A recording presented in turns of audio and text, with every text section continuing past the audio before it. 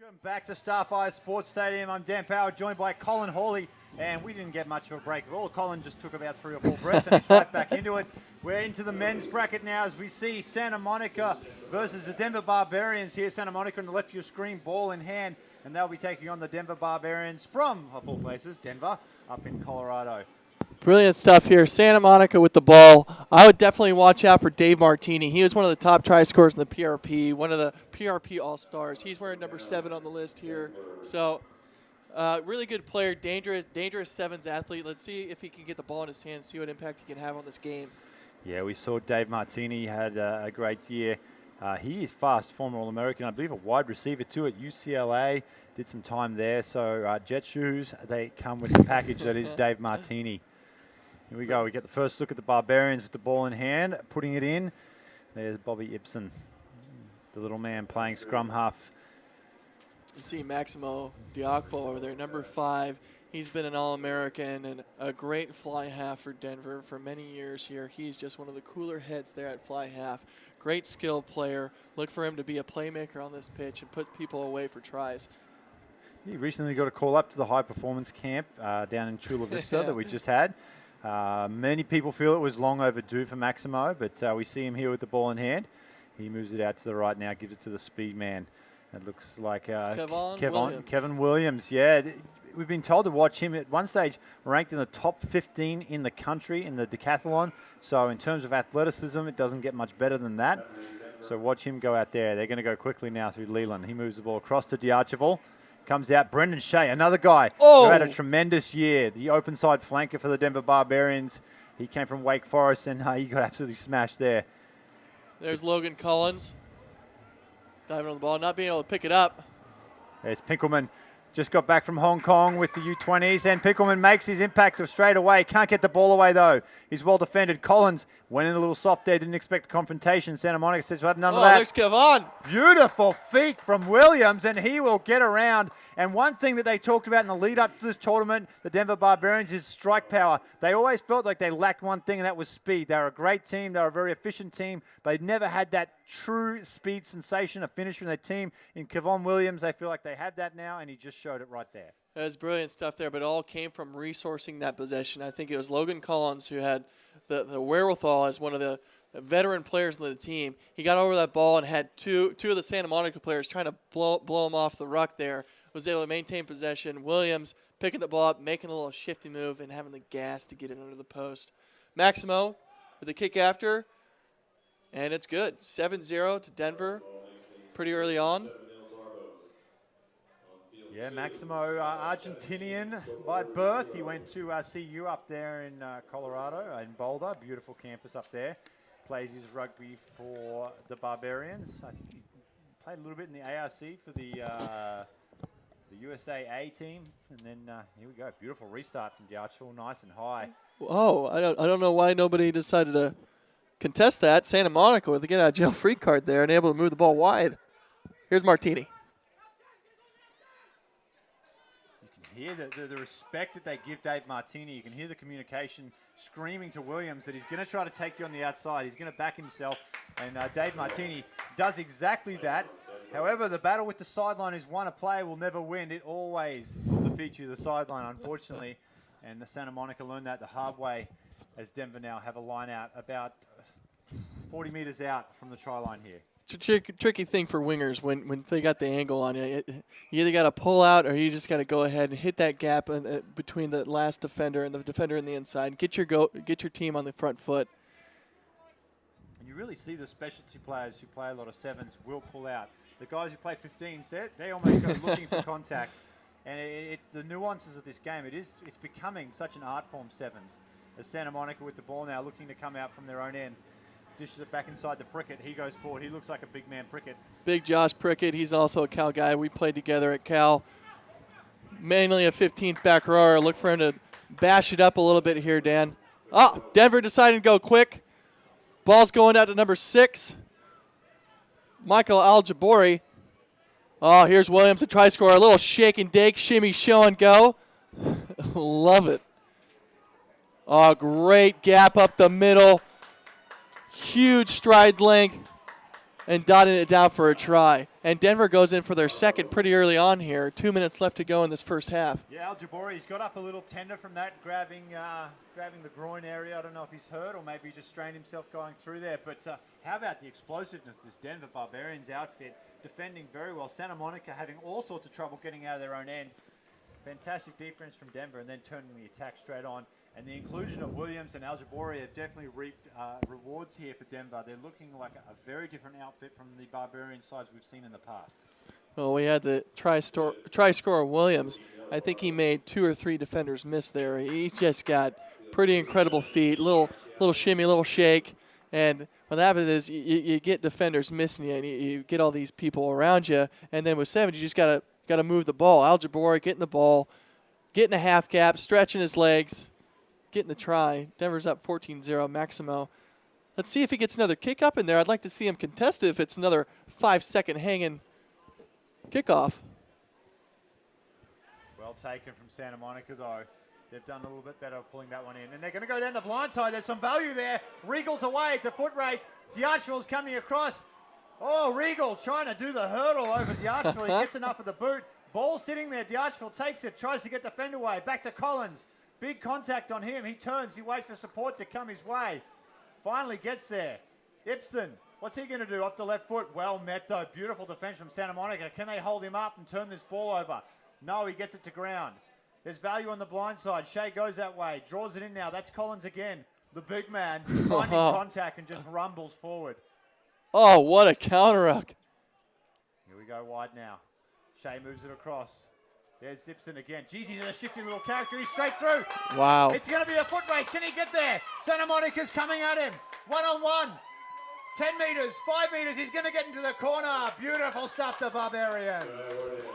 Now, what you saw from Santa Monica right there, the defense rushed up on the outside on Imson. So what he did, he just stepped to the inside. The defense from the inside coverage wasn't coming out as fast.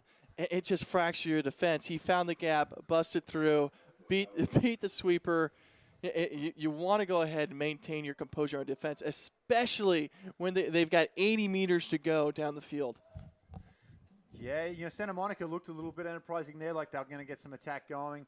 Denver Barbarians just turn it straight around. And let me tell you, coming from the elevation, you're at altitude 5,000 feet, it's going to be like a fish being thrown back in the water here for these Barbarians players. And it could have a huge bearing on it.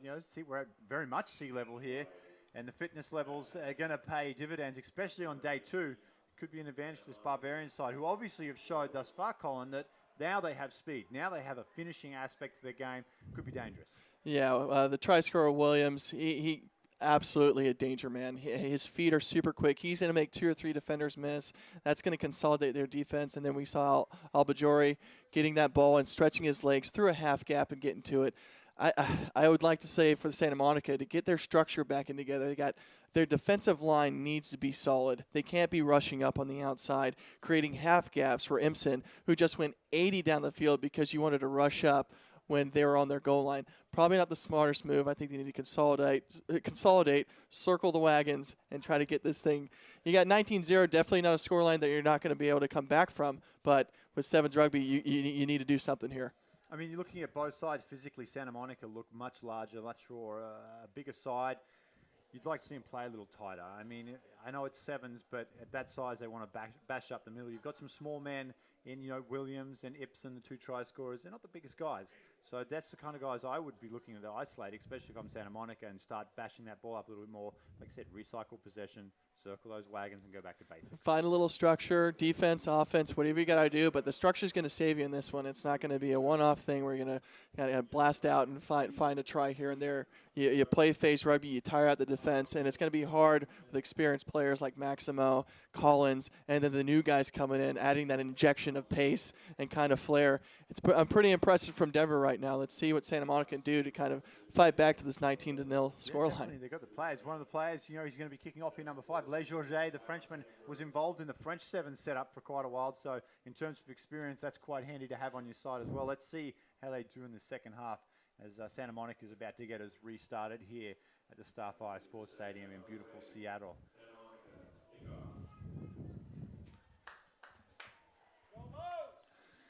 There is the Frenchman, the French flair of Le Georget. Played fly half for them this 15th season and gets things restarted. That's a nice high deep kick. Plenty of pressure coming. Beautifully handled though. That looks like Mike Garrity. Yeah, he's a winger. Believe it or not, he is a big unit. There's Imson again. He's been a handful, Imson, right around the ruck, throwing those dummies. Lost that ball though. Well done from Santa Monica to turn it over. A little bit of a dummy. Goes out wide. That looks like Martini. What can he do one-on-one? He hasn't had many opportunities, Martini, here today. If he gets them, we know he can use them. Did well there to get the ball back out. A little bit of a sloppy play from Santa Monica. They want to use this ball and resource this pill. There's Garrity. There's big Regal again on Garrity. They're two huge men. Big collisions out here on the wing between those two. Penalty here. Straight off his feet. He said he's dived straight over and killed the ball there. You know, those types of things, losing 19-0, you can't afford to do. As we see Garrity get restarted to D'Archibald. No sweeper back. Drops onto the foot. Probably not the best kick there from D'Archibald. It will find the sideline, so he will avoid any further damage as Big Dave Martini takes a tumble over there. It's just not his day, Martini. Even the tarmac's tackling him over on the sideline. I like the idea from Maximo, though. There's no sweeper back. You're up 19-0. No need to force Rugby within your own end and give Santa Monica a quick early try off a turnover. So I like the idea. There's no space in the corner. Just didn't execute the kick. But still, Santa Monica has to win this line out and go 60. Yeah, that's not even close to straight, that one. When you're reaching to the right-hand side and you're on the right-hand side, it's never a good thing. The referees aren't going to miss that. But yeah, again, we haven't seen much of the kicking game. Maximo is the type of player who's really not afraid to kick. Argentinian. Yeah, he knows he can kick and kick well. I mean, that's a rarity to see him have one come off the side of the boot like that. And teams have to be aware, especially if you're a sweeper on an opposite team with the Archibald. I mean, it's a consistent worry that he can do things that other players just can't do. Here we go. Back to the action now as Leland moves it back to Imson. He's been dangerous, Imson. I've been really impressed with him. There's Leland again. Hunter Leland. He's a good little player. Had some battles with injuries over the last couple of years. Looking to get back into form here out of Texas. He's a fantastic little player for them. Yeah, All-American. We were on some All-American tours. I think he had some hip injuries. But Santa Monica on the front foot here. Martini on the outside. Yeah, Marchand decides to pull that one in. Lets Martini go. As Le Georget moves it back to the middle. There's Sharp. He moves it across to the right. They're dangerous here. Straightens up the attack. One to beat. Oh, fantastic tackle there from Pinkelman, the U20s player. What a tackle from the young champion. Pulls him down just meters from the line. Ball is free. Can he get an offload away? Williams. Looks like Williams again. Finds the Archibald. It's like a Ferrari passing to a Prius there.